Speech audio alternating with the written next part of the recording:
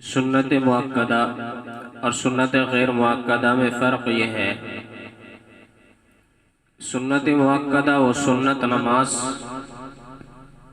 جس پر شریعت میں تاکید آئی، یعنی جو حضور اکرم صلی اللہ علیہ وسلم نے ہمیشہ مداومت کے ساتھ پڑھی ہے اور کبھی بھی بلا کسی شدید عذر کے اس کو چھوڑا نہیں ہے، اس کو سنت مؤکدہ کہا جاتا ہے۔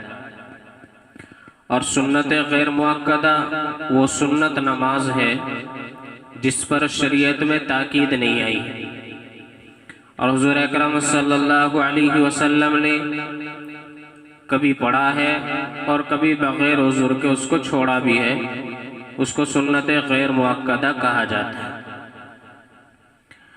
اب ایسی دن اور رات میں 12 رکعتیں ہیں جو سنت مؤکدہ ہیں، جو حضور اکرم صلی اللہ علیہ وسلم نے ہمیشہ مداومت کے ساتھ پڑھی ہیں۔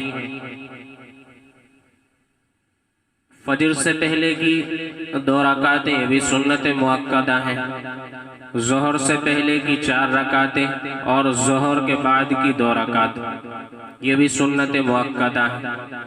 اسی طرح مغرب کے بعد کی 2 رکعت اور عشاء کے بعد کی 2 رکعت یہ 12 رکعتیں سنت مؤکدہ ہیں، شریعت میں ان کی تاکید آئی ہے اور ان کا چھوڑنے والا گناہ کبیرہ کا مرتکب ہے، اس لیے یہ سنتیں ہمیشہ پڑھنی چاہیے، بغیر کسی شدید عذر کے ان سنتوں کو چھوڑنا نہیں چاہیے۔ اب ایک اور مسئلہ ہے کہ سنت مؤکدہ مثلا ظہر سے پہلے کی 4 سنتیں مؤکدہ ہیں، ان کو ادا کرنا ہے۔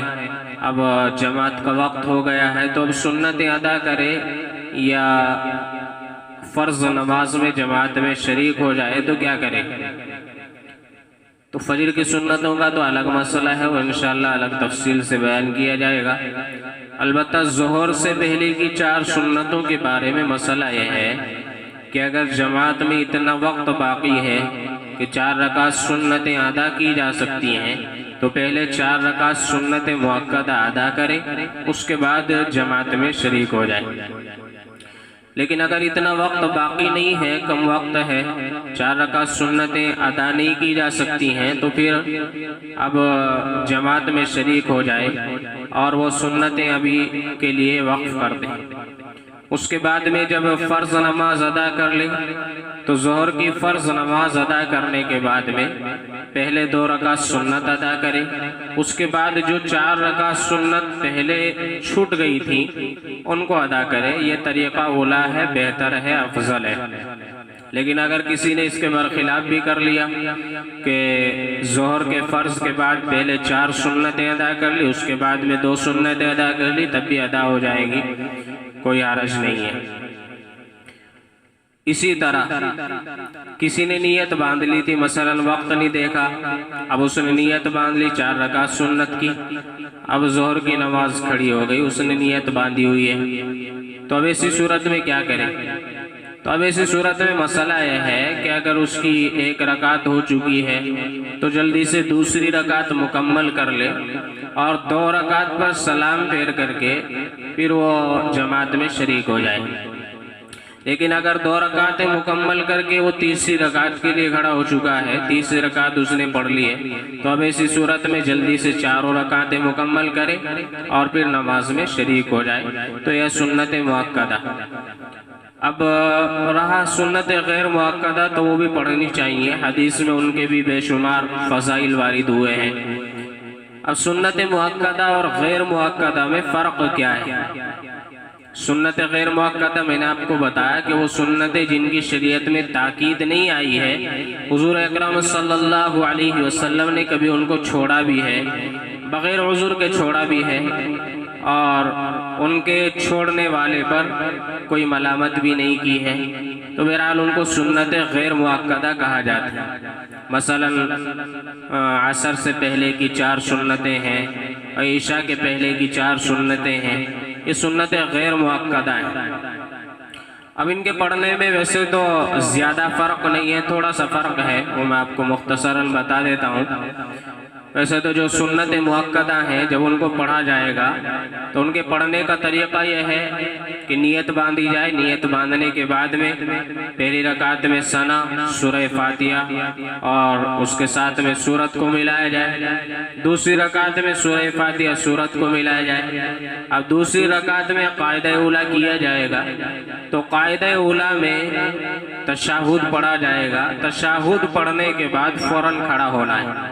یہ سنت مؤکدہ یعنی جو 4 رکعت سنت مؤکدہ ہم ادا کر رہے ہیں ان کا طریقہ میں بتا رہا ہوں کہ قاعدہ اولیٰ میں تشہد پڑھتے ہی فوراً کھڑے ہونا ہے۔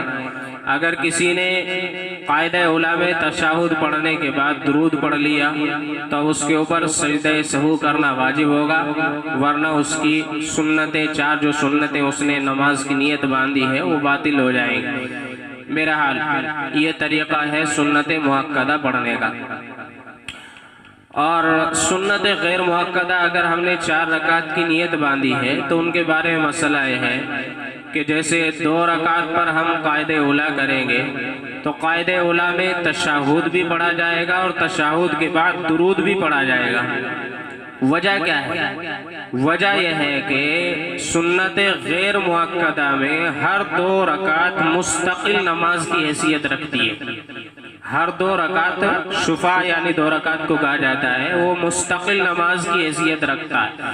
اس وجہ سے سنت غیر مؤکدہ میں جب قاعدہ اولیٰ کیا جائے گا تو قاعدہ اولیٰ میں تشہد کے ساتھ میں درود بھی پڑھا جائے گا اور درود شریف کے ساتھ میں دعا بھی پڑھی جائے گی، اس کے بعد میں پھر کھڑے ہو جائیں گے۔ پھر تیسری رکعت میں سورہ فاتحہ پڑھنے سے پہلے ثنا بھی پڑھی جائے گی اور ثنا کے بعد میں سورہ فاتحہ اور اس کے بعد میں ضم سورہ۔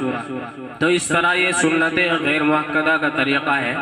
لیکن اگر کسی نے 2 رکعت میں یعنی قاعدہ اولیٰ میں صرف سورہ فاتحہ تشہد کو پڑھا اور تشہد کے ساتھ میں درود شریف کو نہیں ملایا اور وہ تیسری رکعت کے لیے کھڑا ہو گیا، یا تیسری رکعت میں اس نے ثنا نہیں پڑھا اور اس کے بعد میں سورہ فاتحہ اور ضم سورہ کر لیا تو بھی اس کی نماز ہو جائے گی، کوئی حرج نہیں ہے۔ تو یہ تھوڑا سا فرق ہے سنت مؤکدہ میں اور سنت غیر مؤکدہ۔